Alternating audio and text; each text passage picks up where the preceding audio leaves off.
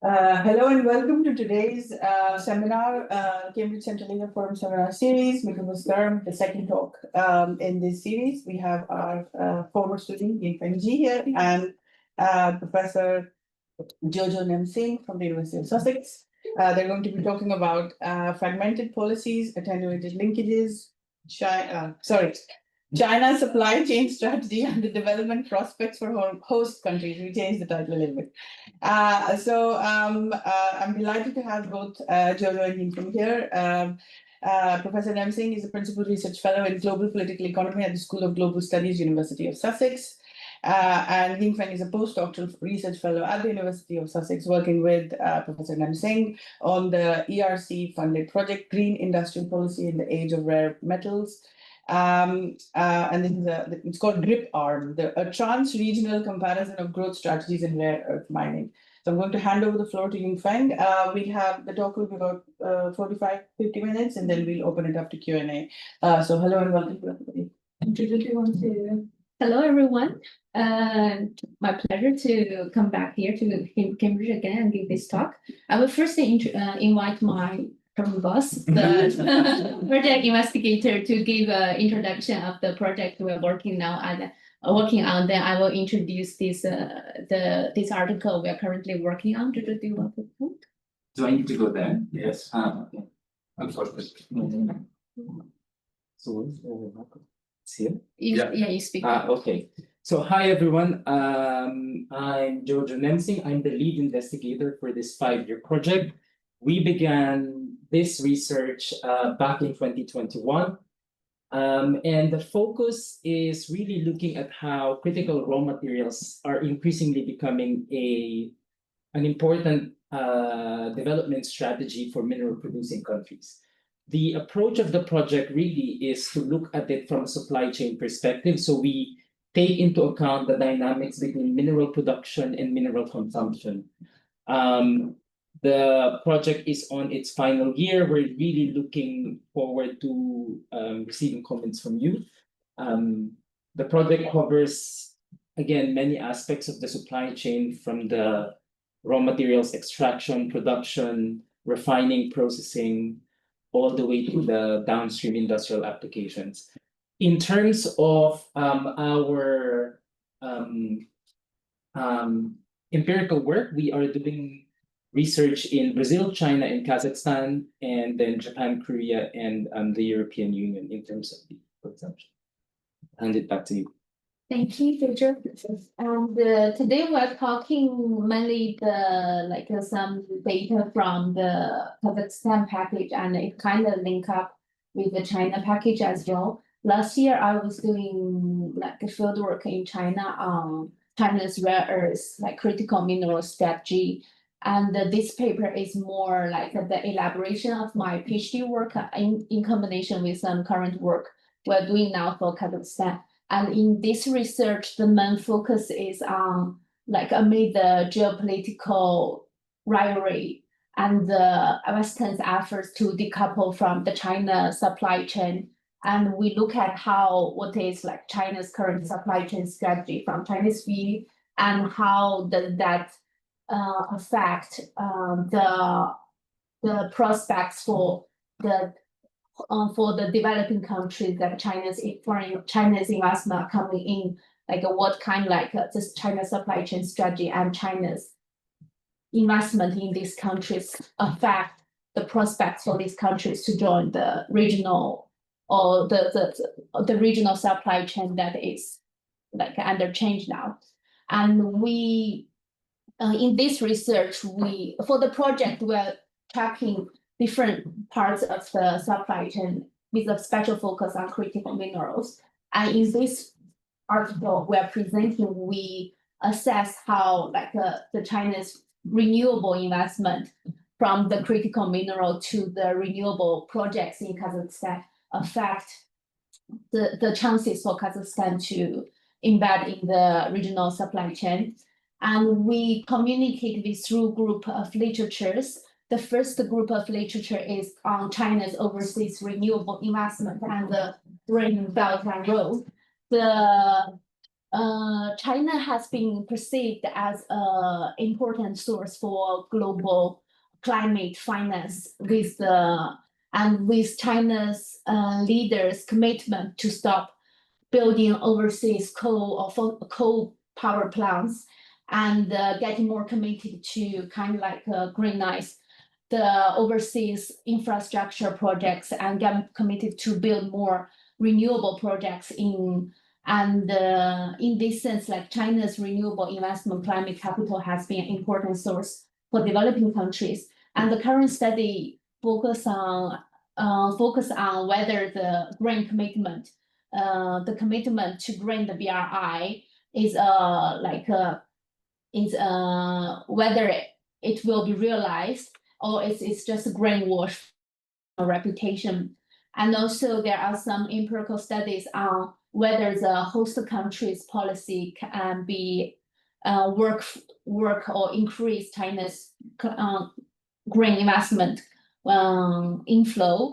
And also, but there is like the research on the economic spillovers from these projects are kind of like an area like with little received with little focus, and also particularly how the China's renewable investment affect the supply chain perspective of the host country is also kind of like an emerging area. And another literature is on the green industry policy and the so-called green windows of opportunity for the global south countries.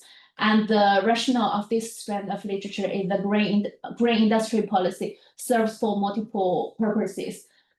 They can be divided to two dimensions. One is the climate dimension, that to help to reduce the greenhouse emissions, and the other one is to maintain or strengthen the industry competitiveness of country and affect their position in the global renewable or global supply chain. And for the developing countries, the green growth, the balance or the co-benefits of economic growth and the sustainable goals, the co-benefits means has more critical meanings for the global south countries. And also the scholars are kind of like cautiously optimistic about the opportunities for developing countries to get embedded in the green supply chain. And also the literature acknowledge the current like the geopolitical rivalry, the forces from geopolitical rivalry shaping the renewable the green supply chain and the chances embedded in this trend for developing countries, particularly that the green industry policy literature notes the chances for the global source countries with mineral abundance to join and to add value for their mineral abundance to move up to the value chain in the green supply global chain. And another group of literature is the current the geo-economic reappraisal of the global interdependent economic network that has been shaped in the globalization. And the literature, there is a theory called weaponize the interdependence, that this literature acknowledged that the interdependent economic network has a structural power structure, that the economies in the central place in the economic network can take advantage of their position and leverage it for geopolitical purposes, and facing the risk that the countries, especially the Western countries, have been trying to decouple or de-risking from the China-dominated manufacturing. And we can see like some headlines such as friendshoring, like moving the value chain to the countries with more political trust, and or onshoring to move back the value chain to like the supply chain from the globalized network to like the US or to the countries that with close political distance. And in this trend, like the literature on global production network also mentioned that there's new chances for the developing countries or for other countries that has not been in the central position in the previous globalized economic network, that they can have the chance, they're facing the chance to recouple or strategic couple with the emerging regional supply chain in the slow globalization.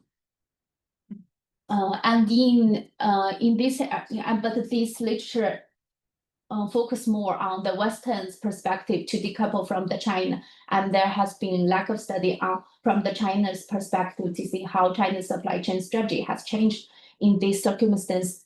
And for this research, we have a couple of packages working on, like in the critical strategic industry that has been affected by this trend. Like in China, we're comparing how China's supply chain strategy has changed and in the two strategic sectors, in the semiconductor and in the rare earth sector. And in this package, we do more like we focus more on how the China supply chain strategy changed in the BRI countries, especially, and how this has shaping the kind like the green windows of opportunity for the host country, like especially how does it bring more chances for these countries to get integrated into a regional supply chain. And in this paper, we focus more on how China's supply chain strategy has changed and how beyond Western efforts to decouple or de-risk or diversify its supply chain, and what characterizes China's own supply chain strategy and its global extension, especially in BRI countries, and how China's evolving supply chain strategy affect the host countries. In this case, we talk about more Kazakhstan, and Kazakhstan as the first country that reached BRI cooperation with China. And also in China's political, like the strategy layout, Kazakhstan has important meaning for its like the China's periphery security, as well as Kazakhstan has been setting as kind of like a flagship or model country in terms of China's whole BRI cooperation layout. That's why we choose this case, and also in terms of methodology, we collect data on China's renewable investment, like and at different sections of the supply chain. On the upstream, we collect data on China's investment on Kazakhstan in the critical mineral sector in Kazakhstan, such as uranium and copper. There is also a Tencent mining project in Kazakhstan. And in terms of midstream, we track on how the renewable components manufacturing projects in Kazakhstan, and also we see how the renewable energy investment, mostly solar and wind power projects in Kazakhstan work. And in terms of the supply chain strategy, it is admitted that after BRI was the Belt and Road Initiative was proposed in 2013, China did have some rationale behind its proposal to kind of expand China's overseas market and to have more like a geopolitical and geoeconomic maneuvering space in its peripheral country beyond the grid power relation, the China-EU power relation and China-US relation that China's diplomacy used to focus. And but after the especially the increasing conflict or the tension between China and the US, that the supply chain resilience and the supply chain security has been more explicitly proposed at a national level. And the BRI countries, especially after is like with the decades of implementation, that China has the BRI has enabled China to cultivate a group of China has like a no ally strategy for its foreign policy, but the BRI has enabled China to cultivate a group of the kind of like informal allies, I call it, And countries, they do not constitute formal political or security alliance, but they maintain a high level of political trust and economic complementarity with China. And also within the decade of the so-called BRI cooperation, but more like in investment and trade experience with these countries has been playing a more important role in China's overall like trade structure and overseas investment structure. This helped China to, for example, like according to a very recent report, like issued last week, China's trade with the BRI countries has now account for 47% of the total trade of China, compared to only 32% in 2005. And also at the Central Party Leadership Conference, which is regarded as like kind of like the highest level political steering mechanism in China, that the supply chain resilience and the security of industries chain supply chain has been explicitly emphasized. And in this sense, so I contend that the China's investment or the economic relations now with the BRI countries, and especially with the countries that has been working very closely with China in terms like with the countries playing an important role in BRI. Now they have more, these countries have a more like strategic importance for China in terms of its overseas, in terms of China's overseas and the whole supply chain strategy. And with the renewable sector, that the renewable supply chain and the high technology advanced industries such as the semiconductor factory industry has been in the center of the global geoeconomic rivalry. So we picked the renewable energy and see how like as a case to showcase how China's supply chain strategy currently look, and what kind of the role that the emerging and the emerging markets of the BR countries play in this. And we see that in the upstream resource security, as China already play China already has a dominant position in the global like green mineral production, not only production but more like the midstream processing, such as nickel and lithium. China doesn't possess a kind of like dominant share, but China has a large processing capacity of such critical minerals. So in terms of the upstream, I think the China's overseas investment in the overseas critical mineral and other like critical materials for like they help China to, on the one hand, to supply to securitize its own like supply chain for the Chinese renewable industry, and at the other, on the same time, that the overseas investment helped to China to maintain its like maintain its control and power on and its position in the supply chain.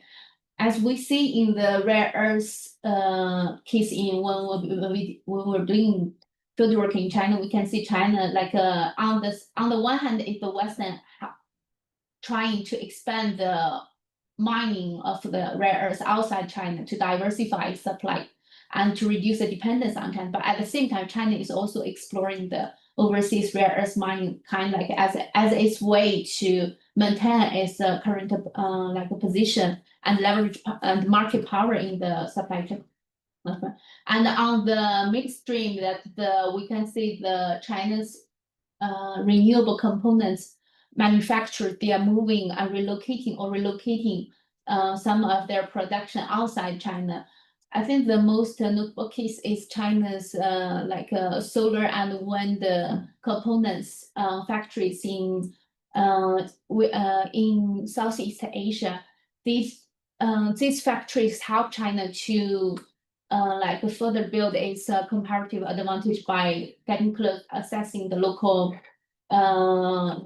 labor and also the comparatively cheaper materials to help to maintain China's current comparative advantage in the renewable components manufacturing. But at the same time, it helps China to reduce the risks under the trade barriers imposed by especially by the West on the exports of such kind of components from China, especially the PV. I think the case is the PV panels and other components manufactured in Vietnam. Now they have to the Chinese renewable components manufacturers to pay less for the custom and tariffs. And on the downstream level, the overseas renewable energy projects, they help China to expand the markets outside China in terms of, in this sense, it helped to reduce when the China's exports to the US and the EU are slowing down, that they help China to expand the overseas market beyond the advanced economies. And in the case of Kazakhstan, we see how it interacts with Kazakhstan's own renewable program, and how especially we see how at different sections of the supply chain, how the Chinese investment there bringing or not bringing chances for Kazakhstan to get embedded into the regional renewable supply chain. And for Kazakhstan, I think many of our audience are experts on Kazakhstan, so probably the audience know the data even better than me. And but for those not familiar with this, the Kazakhstan has implemented investment program with the list of the prioritized sectors and the strategic sectors that the Kazakhstan choose to beyond its petroleum sector. The purpose, the rationale of the investment program is to attract foreign investment inflow to the natural resource sectors, to help to Kazakhstan to diversify its economic structure, and investment incentives has been given to the projects in this sector. And also Kazakhstan established foreign investment promotion agency called National Investment, the Kazakh Invest, a national investment promotion agency, help to coordinate investment preferences and with the foreign investors. And in the renewable sector, the Kazakhstan set up, as many countries set up the goals of the greenhouse emission, and also the goals to increase the share of the renewable energy and the alternative sources in its overall energy structure. That since 2009, the Kazakhstan issued the first renewable law, and it first used a feed-in tariff framework for building the renewable energy projects. But in 2017, this feed-in tariff regime has been changed to an open auction that choosing projects based on the price calculation. And at the same time, the preference given to other sectors are given to, such as tax exemption, land tax exemption, and this kind of preference are given to the foreign investment in the renewable energy sector. And also there is a guaranteed purchase period for electricity of renewable energy given to the renewable energy investments. And at the same time, as a result, the auction has successfully bring down the price of renewable energy in Kazakhstan. And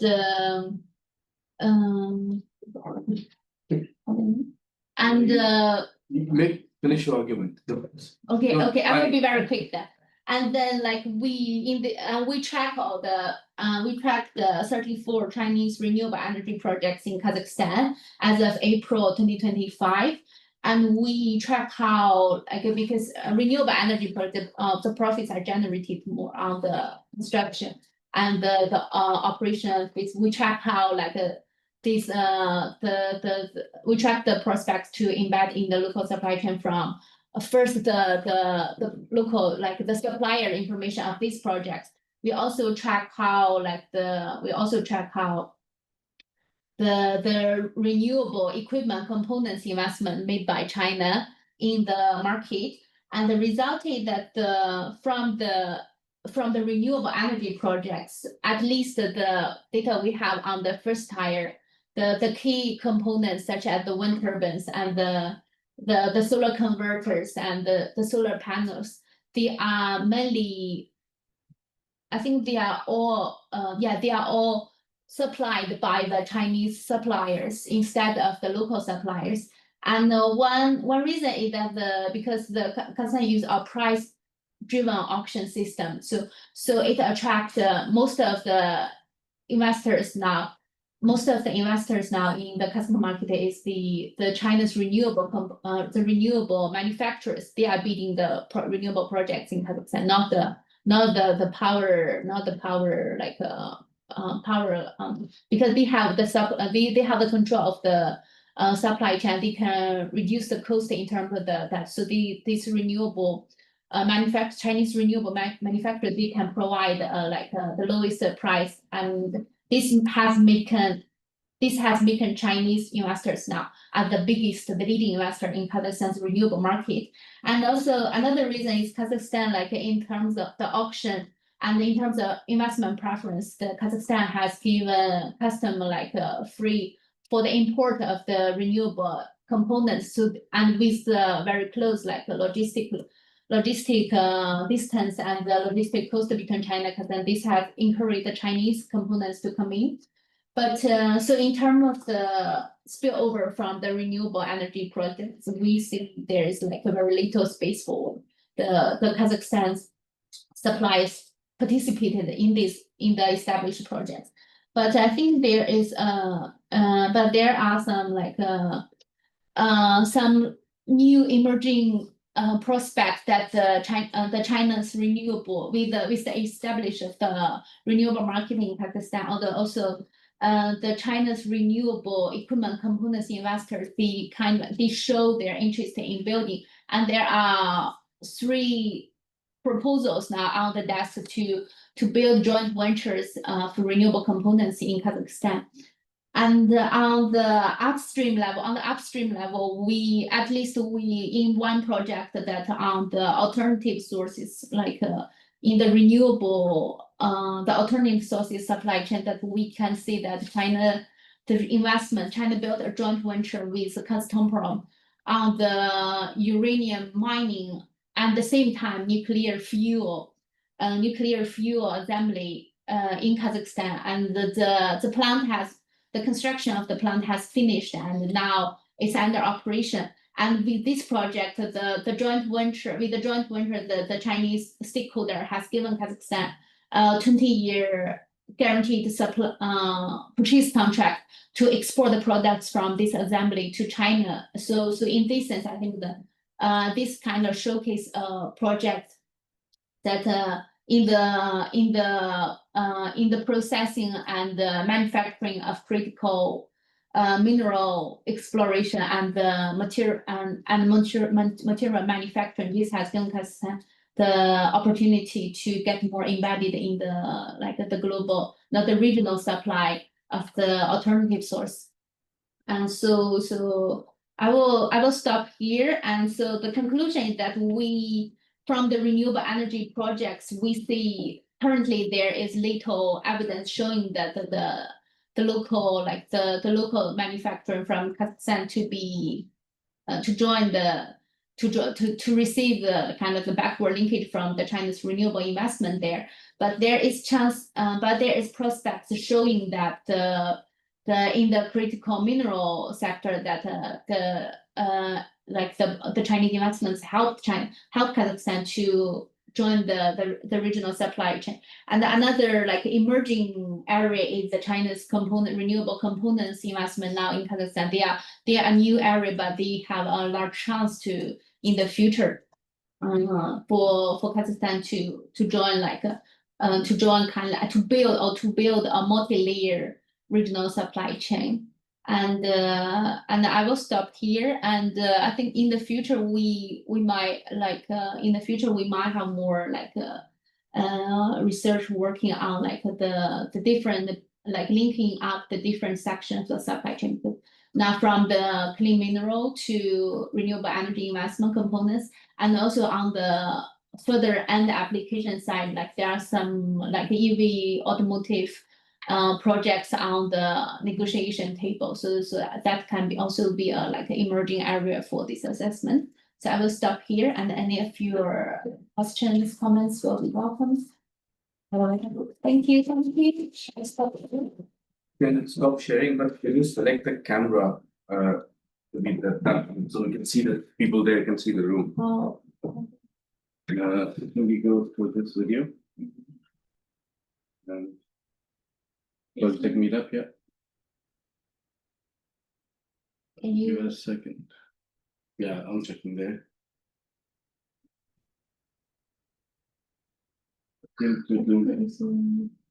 Yeah, just say okay.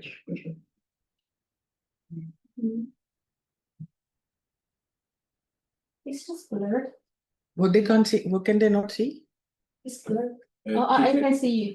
I think they just blur the background. So can you just unblur it? There we go. Now we can see. Yeah.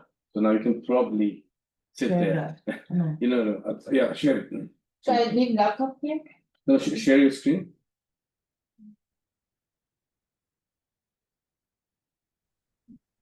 Gallery. What was on? That's fine. I display the.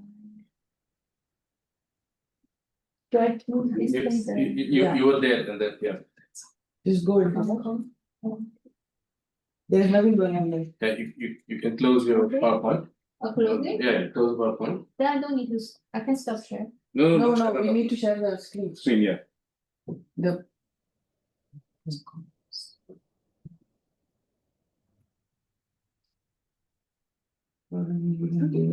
How do you make it bigger? Yeah, that's good. And now go here, pin this. Yeah, but it's not there. I can move. It's I not, can move to that screen. Yeah. Oh, that's okay. But, Can you move to that screen? Yes, please. It's not sharing. I can just move that. Let her do it. Oh, I can do mirror. Yeah.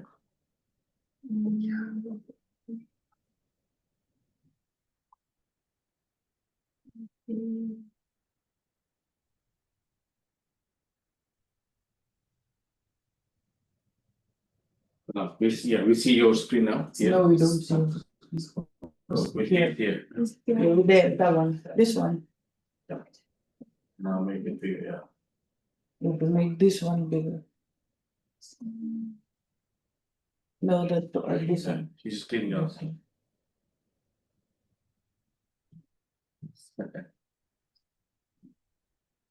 It makes so complicated. But also it's Mac also we can put one more level of complicated. No, you go back here. Yeah, I'm okay. I'll make it worse.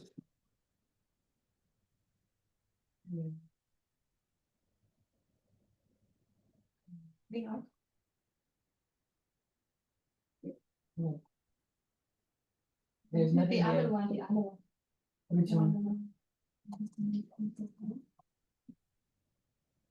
Where is the little one now? This one.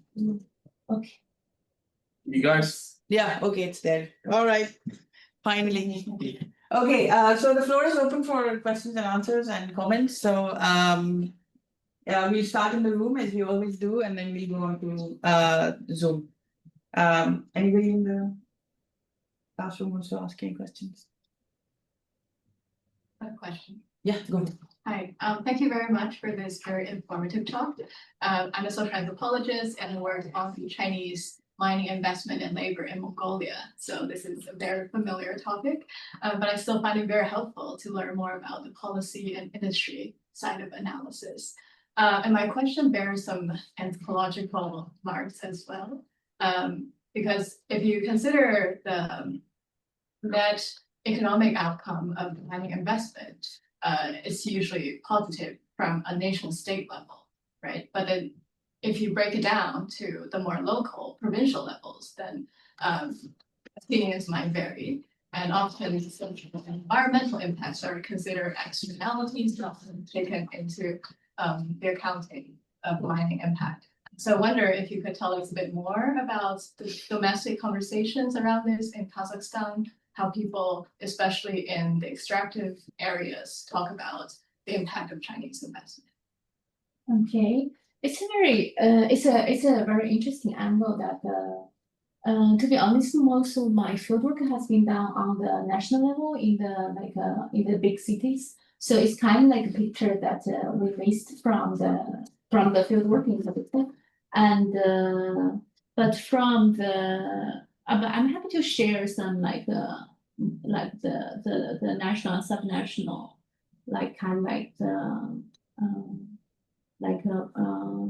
how to say that the divided opinions. From the fieldwork in China, like in terms of mining, that's the mining, the critical mining and the processing and the environmental and the social impact of these projects is a kind of like ongoing issue with mostly all the countries and all the mining projects that we in terms even in China a country with dominant position in processing of a lot of critical minerals, that the pollution has been a problem, and since 2012 that there has been a lot of government regulations to to tighten the environmental regulation and to reduce the impact. I think the question for me on this aspect is how and it's in the past decades when before China rose the global important supplier of the critical minerals and the leading investor in the mining, that it has been the West in terms of rare earths. It has been US and the Europe, especially France and West Europe, has been dominating the rare earth supply and processing, mining and processing, but they close it because of the cheap price, the competitiveness from China, but also the tightened environmental regulation in these countries. So I think the question now is not only regarding the Chinese overseas mining projects, but with all the diversification efforts globally and to expand the critical mineral mining and processing in developing countries, what kind of I think the international environment regulation or such kind of international cooperation can be complement these efforts. So but I'm very happy and I'm very interested if you have such kind of perspective from your work in Mongolia, and I think it's complement the research from more macro level and more at the subnational and the community level. Yeah. Okay, Jojo, you wanted to? Yeah, just one thing. So Yingfeng comes from sort of the regional studies, whereas my work has been looking at the mining industry globally. And so one of the things I would say is the mining industry historically, not just now, has always faced a legitimation question, because the mining industry historically has redistributed the uneven costs of extraction between the frontiers and the capital, and between developing and developed countries. So this conflict and tension is something that is embedded in the industry.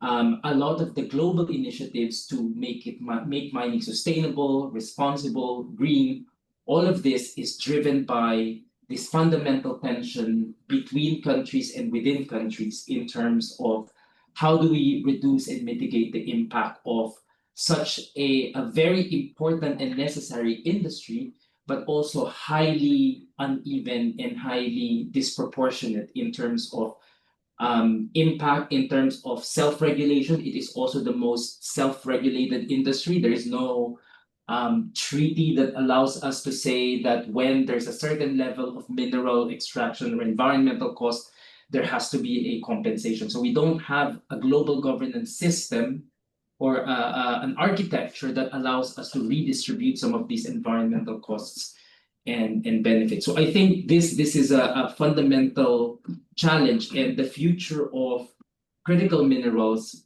ultimately will depend on the legitimacy of the mining industry. You can already see this, there are many conversations in Europe about should we open mining projects in Portugal? Should we do it in Spain? But if we don't do that in Portugal and Spain, we'll have to do it in the DRC, in Mongolia. So these questions are really important. The problem is we don't actually have or people don't often see the relationship of some of these decisions that happen in Europe and how they impact in Mongolia, in Kazakhstan. So oftentimes what national governments would do is to, of course, use the national development argument in the discourse to justify the extractive industry, the expansion of the mining industry. But you see this tension. You see that in Europe, there's a lot of resistance to open new mining projects. They're even resistant to build wind farms and solar panels in Europe because anything that you sort of build and it will have an environmental footprint. And so you may have very high environmental standards within the borders of Europe, but the moment you start to track where the critical minerals come from, what are the environmental footprints of all of this, then you start to see the accumulated costs of our the construction of the clean energy system. Yeah, I think just to add to that as well, it's just so there is a lot of investment that is going into, for example, Central Asia, but none of it is going into actually improving the standards of the mining industry. So all this, so we are just going out with a paper on critical minerals, and we're looking at how a lot of US and Europe are signing these memorandums of understanding and deals with Central Asian countries, with Tokayev saying that this is the new oil, critical minerals, oil, but there is no conversation about how these minerals are going to be taken out and what is the standard of that extractive industry. And then on the other side, when you go to COP 29, 30, whatever, they are again accused of, these countries are accused of not investing into actually improving the standards of how these extractive industries work. So it's a no-win situation as far as Central Asia is concerned. In addition to the fact that they also want to be then, everybody wants to talk about how Central Asia can compete with China globally to be able to provide critical minerals. So there is a very big disconnected conversation happening, and I completely agree with Jojo. Like there is no global governance architecture which talks about the global South as a global South and how that interacts with the global North, because global North just basically says we are fine, we have good carbon emissions, blah blah blah, and you guys are polluting. But who are we polluting for? Like who is the global South polluting for? So I think that's a good conversation. I would say that that's all relevant, and I totally agree with all of that, except we have to go roll back a little bit in what's analysis and thinking through this. So the global reason why the global good is complicated is we have to remember whether it's Mongolia or whether it's Kazakhstan and to an extent China, we have to look at the post-Soviet and post-socialist construction of political economy and the idea of national institutions. So you have, when say China or the US go to mine in Brazil or in India or Indonesia, it is not the same story as going into Kazakhstan and to an extent Mongolia as well, because you have a pre-existing industry and infrastructure, and also you have pre-existing skills base. So there is a very different, completely different pieces of the puzzle. So when you go in to say Brazil or India, you don't have pre-existing labor, skills base, refining base. You have to build it, and so the conversation fixes on environmental impact, which is very, very important. But then it has a human and institutional dimension. So a Kazakh labor group would protest why they're not involved. because they already have skills to an extent to be involved in the story. So it's a slightly different analysis that's needed in this particular space. So centralization space is not the same as other ones, although global part is correct, but the local part needs to be looked at. You have mono-industrial cities, you have everyone from the engineer, the miner, and the school teacher connected to the whole ecosystem. So that is not the same case, not always the same case elsewhere. So it's we need to analyze that specificity in the overall analysis. Yeah. There is a question Yes, online, Sarah. Good morning. I'm in Japan, so it's a kind of late night or evening for me. The question is that very interesting presentation, but I'm puzzled by one of your slides where you show the volume of trade between kind of China with Western kind of developed market, between the BRIC countries, and there is a very small group of countries which you put under the heading of the frontier countries. I'm puzzled. What countries do you put into this category? Are they neighboring countries? Let me see the slide. I think it's the slide that. Yeah, This one? yes, this Yeah, one. this is not a figure made by me, by me. Okay, not this- even, but still, what do you mean under the frontier countries? Where the frontier? Yes, here just in the middle. Oh, frontier markets, sorry. Yeah. Frontier That's a market. completely different thing. Yeah, go. No, You want to comment on this? no, I have a question, but Yeah, so what do you mean under the frontier markets? Do you mean like a territory, frontier territories shared with other neighboring countries? No, the frontier market This means is a something Goldman- else. Yeah, it's a Goldman Sachs. The figure that I used from Goldsmith's report, and I think in this figure, developed market, emerging markets, frontier market. Sure, No, frontier markets is a economic It's a- concept. okay. It means markets which are new and not yet fully exploited or developed. Sorry? So they Markets which are new and not fully exploited and developed. Yeah. okay, so it's kind of economic terminology, not like a kind of geographical positioning. Okay, No, not thank that you. at all. Yeah. Yeah, That's why thank you. it's a contrast to emerging markets versus developed markets. Yeah. Okay, I understand. Thank you very And much. thank you for staying up for the talk. Thank you. Right, yeah. So I have two questions that are interrelated, but it's kind of going off of Montu's point about post-Soviet institutions. And one of them is, and I think you touched on it slightly when you mentioned about how renewable energy was being developed. And I'm quite curious, but I'd like further elaboration on how the energy markets in Kazakhstan are structured, because there's been a lot of political economy literature that's come out in recent years about how Western energy markets in their merit order fully privatized. The profits for renewables are not sufficient to incentivize the market-based response based on the way that they're structured. And I'm curious about how energy markets in Kazakhstan are structured. Is this auction-based system, is the primary buyer the state company in Kazakhstan, or is it private generators? And I'm quite curious if you could expand further on that. And and then the question that is related to that is, sorry, and then the question that's related to that is, in the literature on green industrial policy, there is for development environmentalism, like the cases of East Asia, you have a big elite orientation to affect a green transition, to increase domestic manufacturing, increase local content, and basically improve energy security. And I'm curious, is there that same elite orientation in Kazakhstan to affect a green transition, given that it is relatively energy secure, in that it has abundant fossil fuel reserves and its carbon footprint is relatively low compared to the rest of the world? Per capita wise, probably not, but overall 1%. So is there that elite orientation mindset to affect a green transition, given that these industries like wind and solar, as you showed in your slides earlier, China has a dominant position? So yeah, those are the two questions. Yeah. Thank you. In terms of energy structure, the Kazakhstan has a post-Soviet energy system that most of the state grid and are run by a national energy company called Kikok. How do you pronounce that? Kikok, yeah.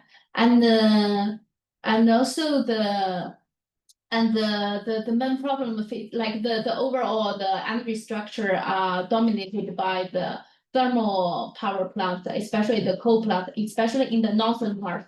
Kazakhstan has a very abundant reserve of coal that which give Kazakhstan the chance to produce very cheap electricity from these coal plants.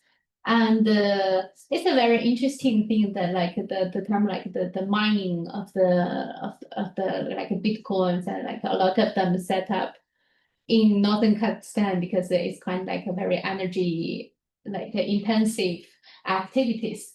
And also the energy like the coast energy has given Kazakhstan the good advantage to attract a lot of like international mining multinationals to northern Kazakhstan, and that's the overall structure. But with the aging of the power infrastructure that now Kazakhstan like the thermal plants and the like and also the grid that they are aging and costing a lot for Kazakhstan to upgrade and modernize them. So in terms of its renewable energy has been seen as a for Kazakhstan a channel to balance the power structure.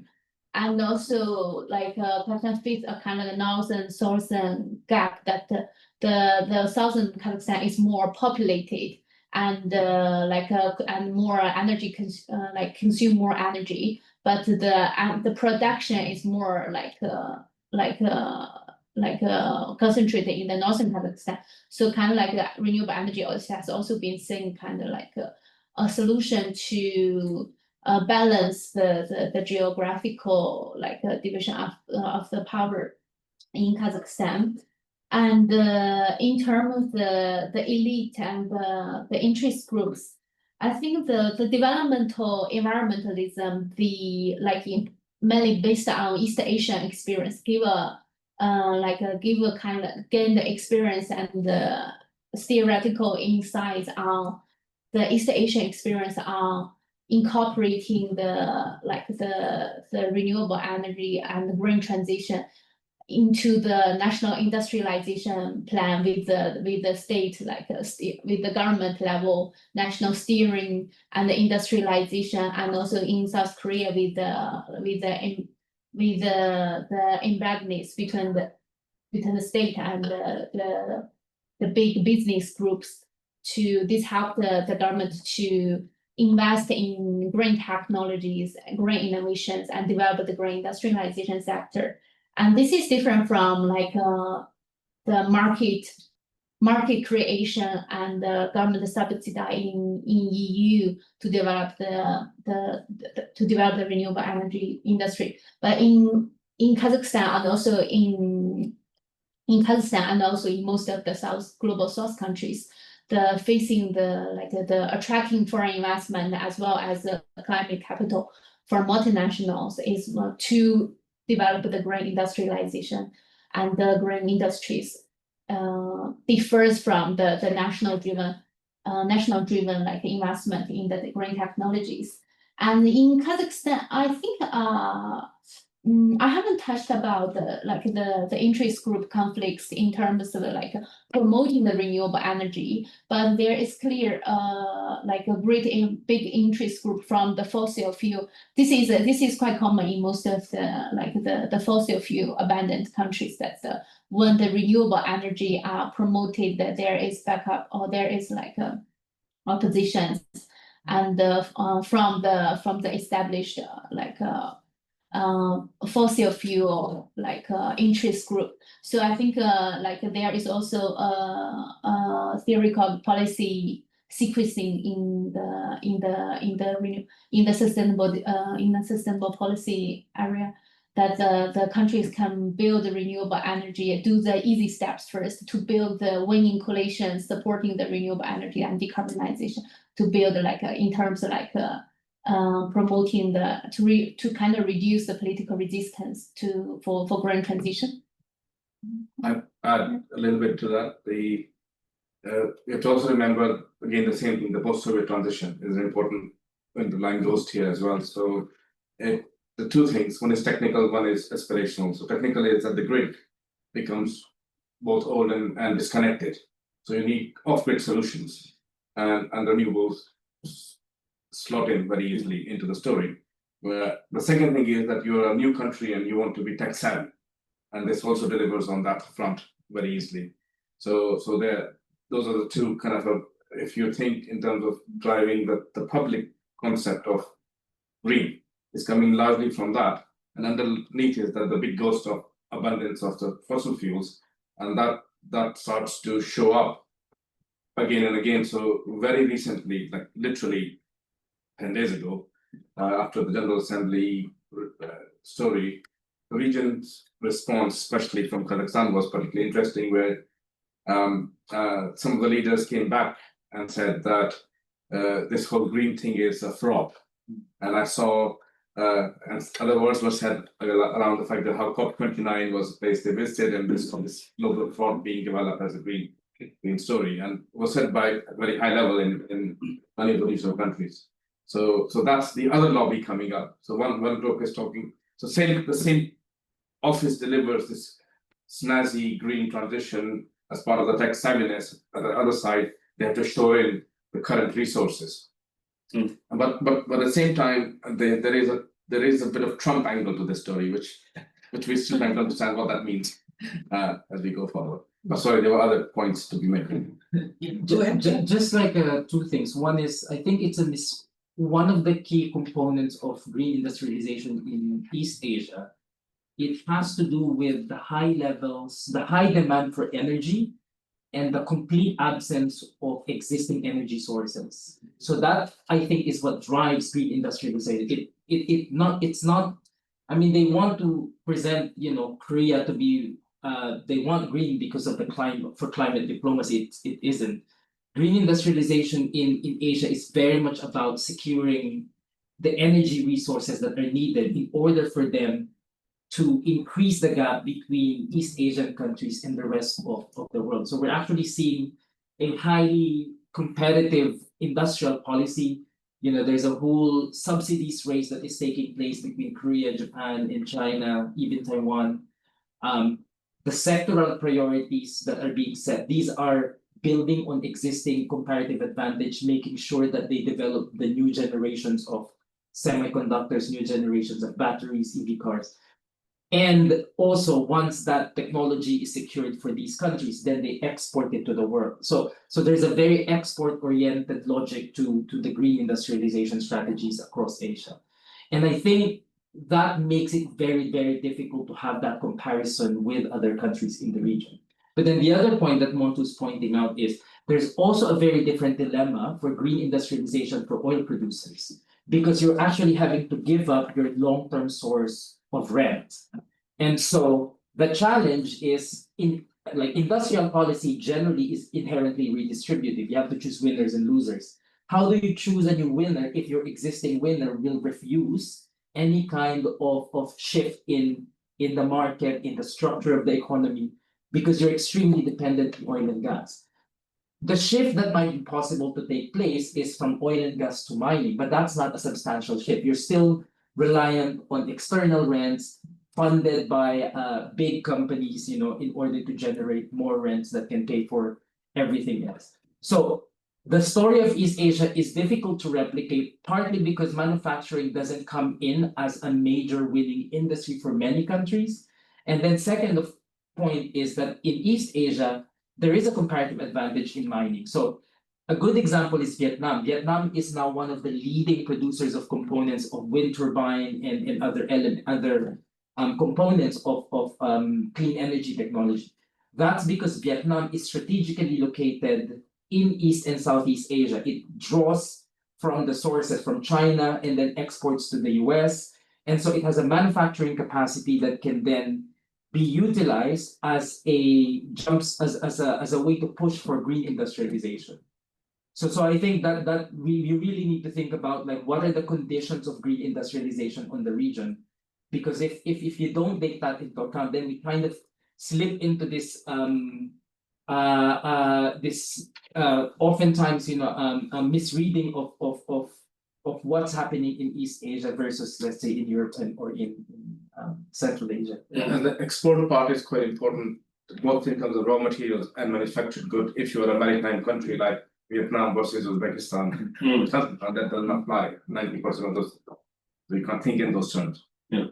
But just quickly to pick up on that, like, so with Central Asian countries or any country that's very fossil resource based, what are the industries like? Would hydrogen be an example of an industry that is seen as green that would recreate their survivability? Starting a line of discussion was going out from the top. We can take that up later. yeah. Because there are plenty of other questions.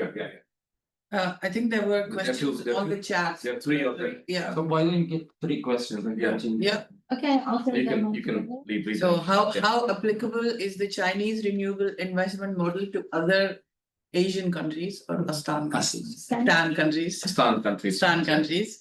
That's one. How do you understand the recent public speech by Kazakhstan President Tokayev, where he basically echoed rhetoric of Trump, who labeled climate change a large-scale fraud? So I think Muntu already mentioned that, and we're not sure how that all fits in. Maxim and I agree on And then Carlo asks, what is the role of MDBs such as AIIB? MDBs is banks. Development banks. Development bank. International development. In enabling renewable energy investments in Central Asia, if at all. Okay, thank you for the questions. I will start from the first one. How applicable is the Chinese renewable investment model to other Asian countries? I think in Central Asia, Kazakhstan is the first country adopting the renewable law and also building the renewable market. And it's very interesting to see like that in Uzbekistan established the renewable market later after that, but we can see very similar patterns of how China's renewable investment going in this. And we didn't go like too detailed with the project details today, but like the largest renewable investor in the Kazakhstan market is now also like it's called Universal Energy. It's a renewable components manufacturer in China, and also it has some close bond with other like kind of low volume like electricity manufacturer, like it's kind of basically the same family business. And the Universal Energy is now like the leading, like no doubt leading investor in Kazakhstan market, but it's also entering the Uzbekistan market and the Kyrgyz market. And another trend is they are building the renewable energy projects with power storage capacity. So I think in terms of how the renewable market are building and how the China's renewable investors going into the markets. And I think this is basically very similar patterns. And in terms of the Tokayev speech, how should I say? I don't think we need to answer that question because I think we already said that we're not quite sure how the Trump situation fits in with the Tokayev situation. I think there is other political stuff that we could talk about, but I don't think this is the right platform for it. Yes, I think one word is afraid of tariffs. Let's move on. Sorry, Maxim, we're not going to be able to engage with that. But I agree there are some green technologies that are like the digital, like the decarbonisation is not only building renewable and clean energy, it's also at the same time to reform like with some like carbon capture or like with more energy efficiency to kind of like greenize the energy extensive industry such as like mining and also the iron manufacturing and also the coal power plants. Yeah, it's kind of like it's a systematic project. I think Trump is a disruptor, and I think it causes too many other ripples. The last question is, do you see any role for AIIB or EBRD and others in the renewable energy market? Yes, Carlos, Yes. thank you for your institution. Yeah. Yes. Yes, full stop. Yeah. EBRD is doing a lot of job with Kazakhstan in terms from the beginning of the market establishment, and also it gives the local currency like allowance, and working together with some multinational climate capitals to invest in these projects. And local, like Kazakhstan's own national development banks has investing a lot in these projects. But yes, MDBs are the leading financial institutions. And also from the investor level, I think like EBRD invest more than AIIB. One advantage is EBRD offers local currency finance to the projects, and for the investors, they have to pay back the loan with the long-term tariff income. So this help them to reduce the risk of the currency rate change. So I think that's why like the local loans from Kazakhstan own development bank and the EBRD, they are more welcomed than the international capital. AIIB has been co-financing a project called the Janatas project together with EBRD and also one of China's state-owned commercial banks. But in terms of market share, like EBRD is investing more than AIIB in Kazakhstan. Okay.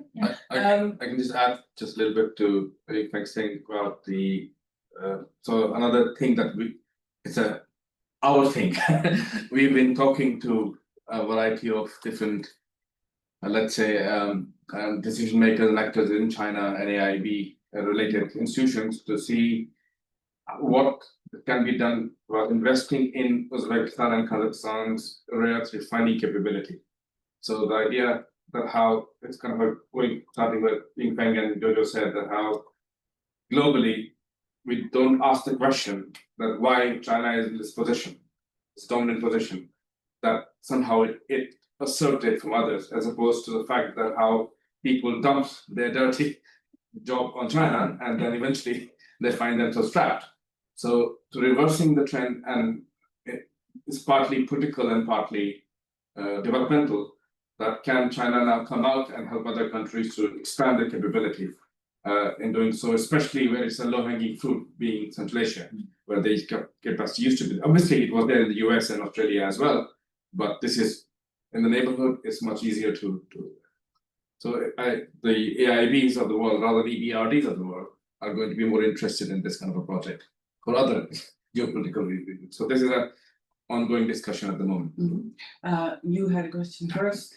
Yeah, I just want to add something because I was working with ADB. So ADB also work a lot on Central Asia on critical minerals. So when I was working with ADB, we talk a lot of update of the local chain, the value chain, because we all know like Central Asia has abundant of critical minerals potential, but it has really limited value added chain.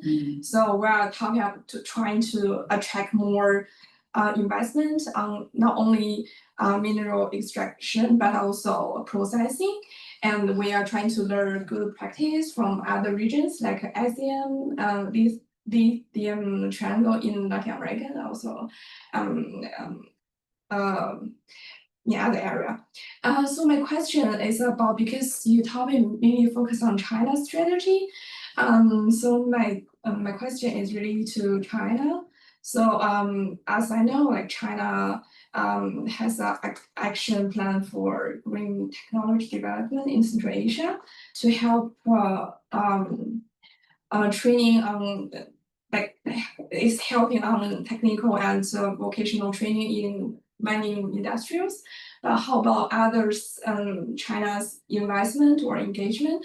Does China's FDI help Central Asia in technologies management and access to international markets? Is one of my questions. And another question is about geopolitics issues. Because in this year, the first Central Asia and EU summit was held in April. US has really high demand on critical minerals, and they also look at their eyes on Central Asia. So when Central Asia, like for example, Kazakhstan is trying to pick the form from all the partners.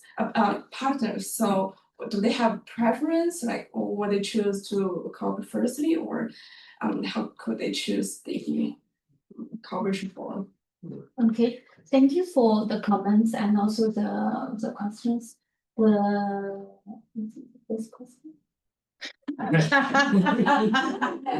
it was more a comment. It was more a comment about ADB investing in Yeah, but Central Asia. it's about like how. Oh, the does China- technology transfer dimension and the local training from these investments.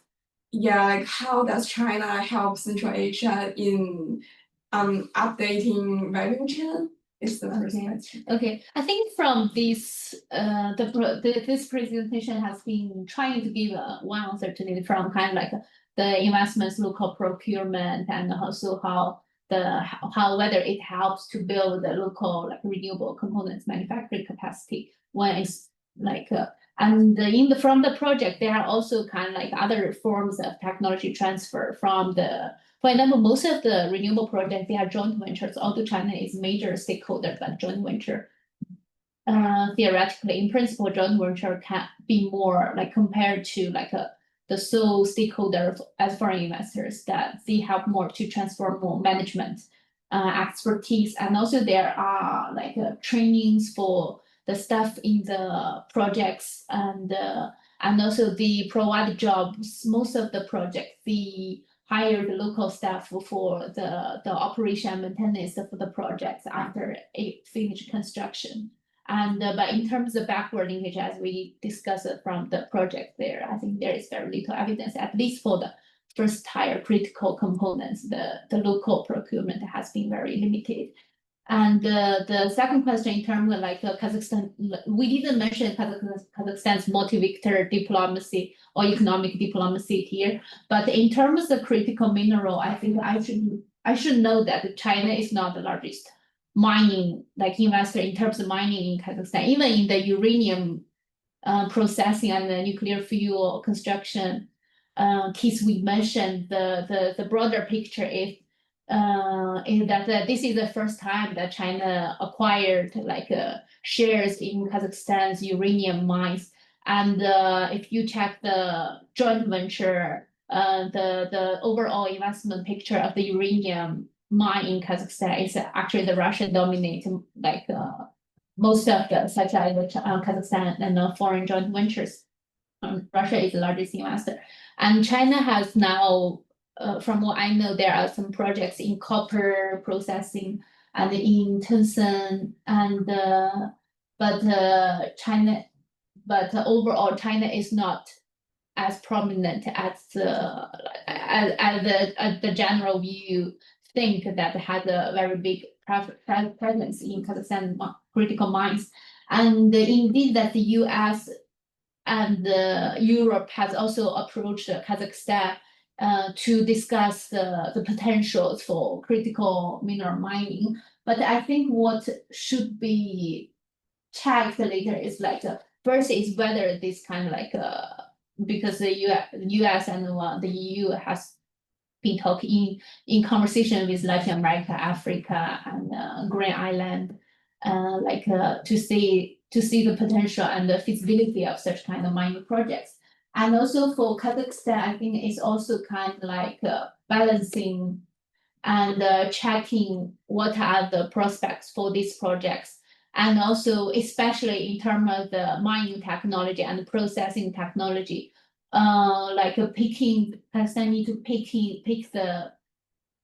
the investors that can really can really make use of its mineral potential to add value on it, instead of just to work as a primary mineral exporter in the new value chain.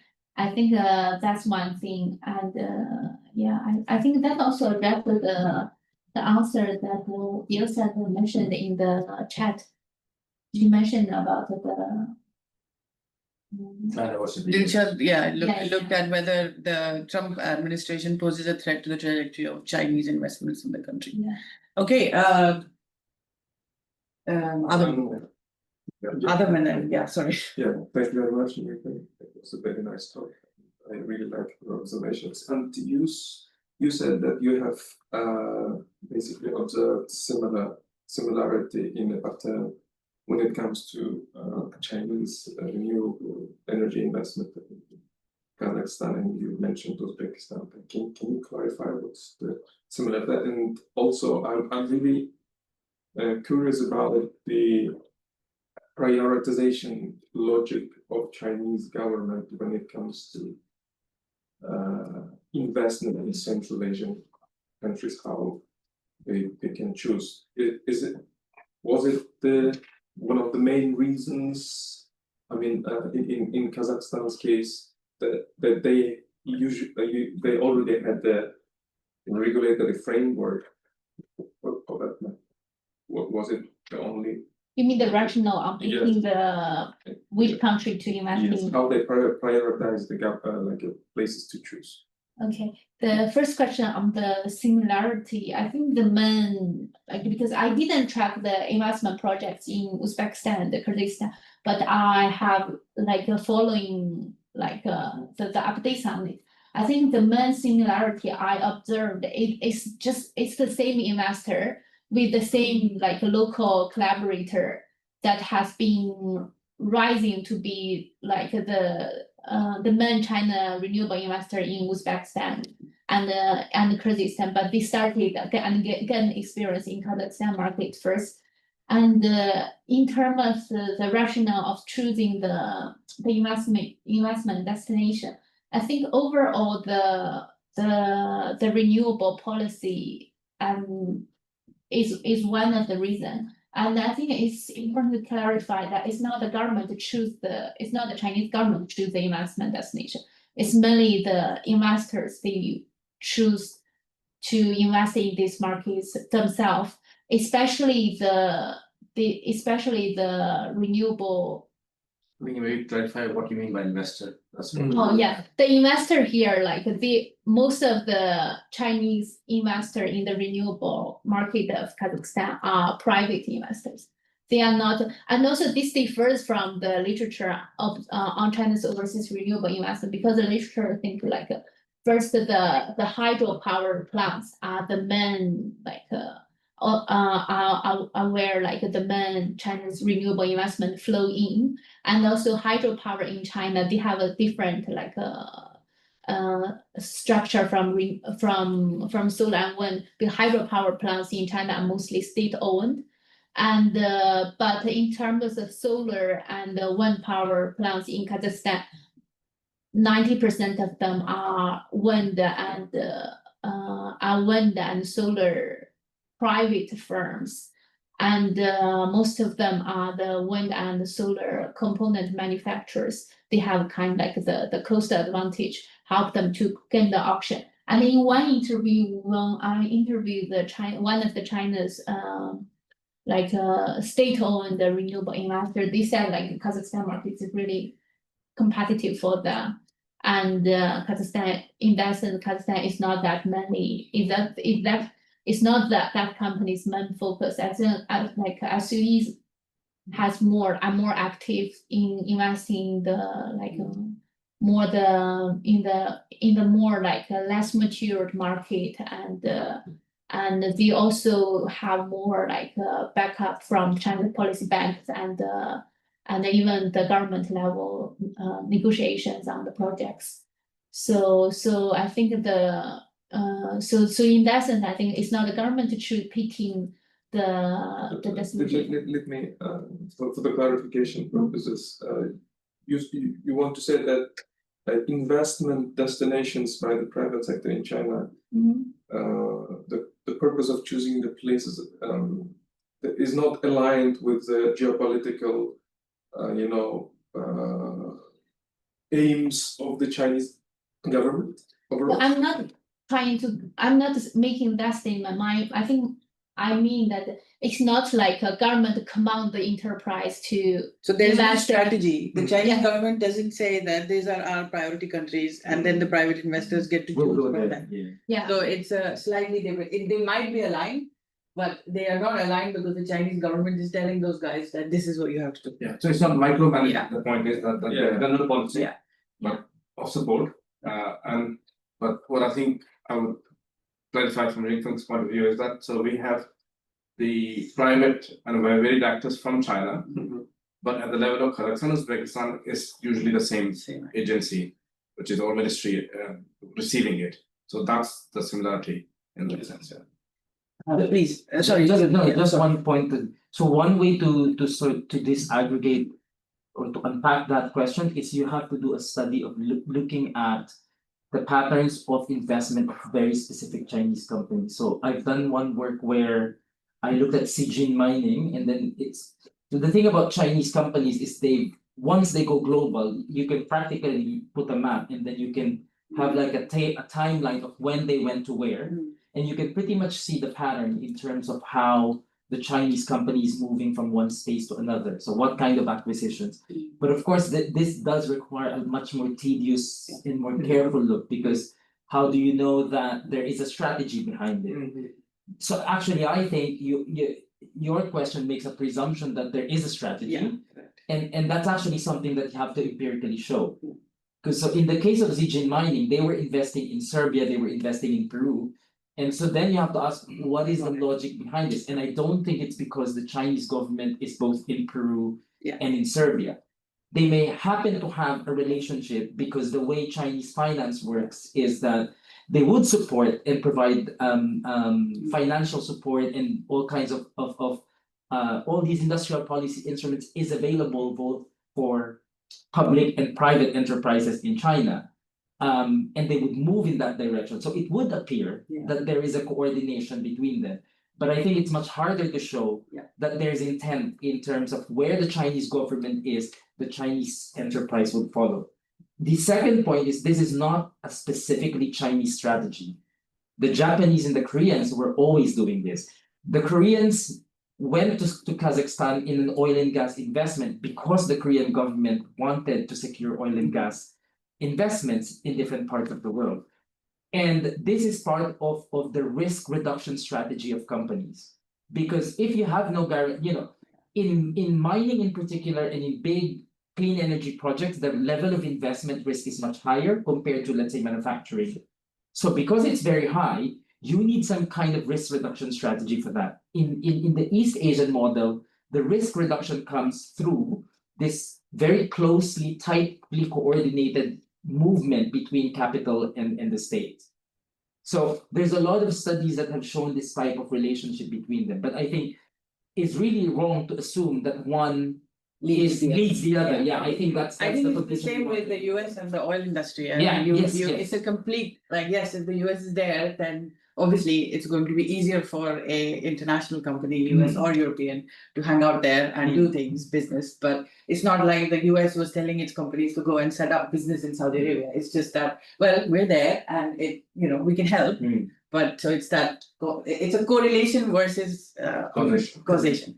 Okay, now you please. Thank you for the presentation. I know very little in global economy or energy, global energy consumption and so on. But I want to come back to Rui's question because I did my field work 2 years ago in Inner Mongolia, and I visited Inner Mongolia this summer. And I visited a few Mongol herding families in the grassland. And on the way to their camping area, we saw like hundreds or maybe thousands of these wind turbines, windmills. And it was just an amazing view. And what surprised me most was that these Mongol herding families, they just hate these turbines. For them, it's just they're blaming these turbines for all disasters, like they're killing insects, birds, and they're producing lots of they're changing the direction of the wind. That's why we're having severe droughts in our area. So my question is, are there any? So sometimes these kind of assessments sound like part of conspiracy theories, but still it's a part of the way this renewable energy is embedded in social.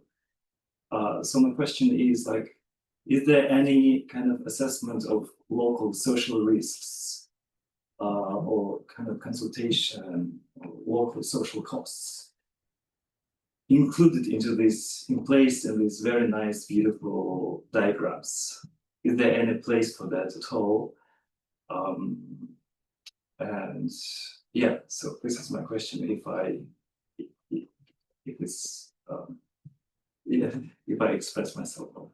Thank you for, it's very like an interesting observation from the ground, and also it's true that beyond this like beautiful like growth stories, like the biodiversity and also the impacts of the social community like need to be considered into this I think from the what I can tell is only from the institutional, like the more like the macro level, that I think the most of the projects funded by the EBRD and AIB, there is like the multinational development bank, they have a customized environmental and social impacts assessment included in these projects. And so I think in terms of that, and also I think another thing is, I think the thing is to like compare how like what the kind of like the from the old, like in the Kazakhstan case, I think it's also important to compare like the impacts from the thermal clouds and the replacement of the so in that way to have a more combined picture. I want to add this thing. So these are very interesting social discussions. There's a very well written, very prominent book by a Cambridge academic, sadly passed away now, David Mackay, called Energy Without Hot Air. And I quote from there. And in Britain, 55 million birds per year killed by cats, and about 3,000 or so by windmills. What should we do? So these questions, these things, obviously these people are affected by the of these things.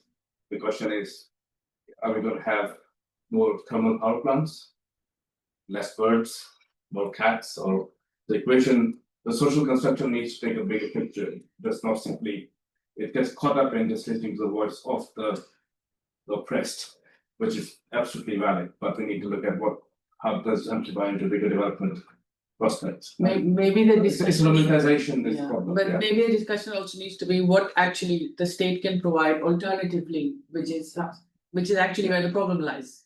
That they actually don't give you an alternative to be able to do anything else, and they basically just kill a whole industry. These are conversations that happen in Central Asia, in India, in Africa.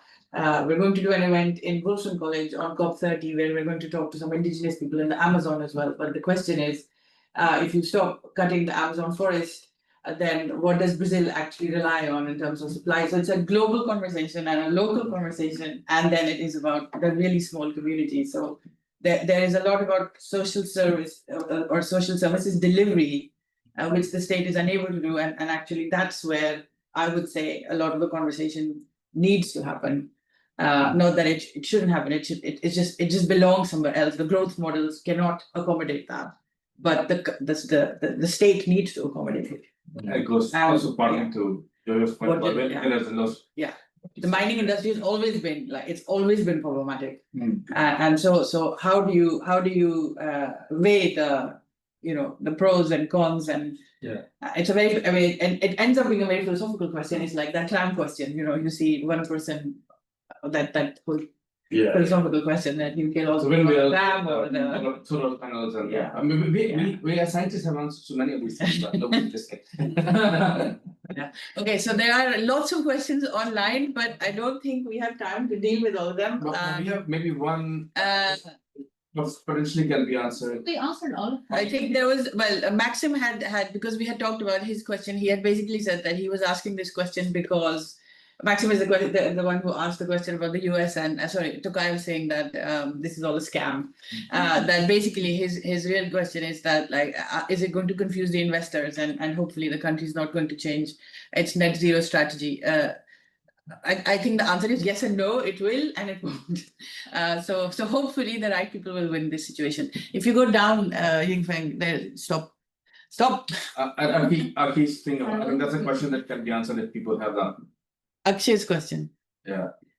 Was that do we know the time scale of interest rates and duration of terms and all that stuff? Oh, yeah. The more project logistics. because, I mentioned a bit about the investor, like most of them are private investors and most of them are China's renewable components manufacturer. All the country, all the companies has close relationship with the manufacturers. And in terms of the financing, I said EBRD and Kazakhstan's own development bank, they are the major investors in these projects, and the interest rate, I can't remember the exact interest rate, but I remember it's kind of like the customized interest rate provided by the multinational development banks and the climate finance. So it's kind of like the international, like it's the common interest rate for the from the multinational development banks. What else are the? I think that's all right. I think mostly they have that answer. So I'll thank the Zoom audience for a very exciting and engaging discussion. Thank you to Yingfeng and Jojo to present today. Thank you to the people here in person today as well. But the paper is coming out very soon. Yes. Very soon. So very soon. So please do share it with us, and then we can share it with the audience, and we'll see you all next week. Yes. For a talk. I have forgotten. Yakub is coming. So we have a lot of return. There'll be more conversations on minorities and small groups and things, hopefully with Yakub. I think You should come for the next one. And yeah, so thank you very much. And thank you to Yingfeng and Jojo to come from Sussex.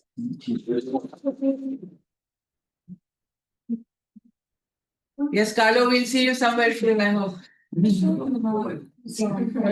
Chocolate is there.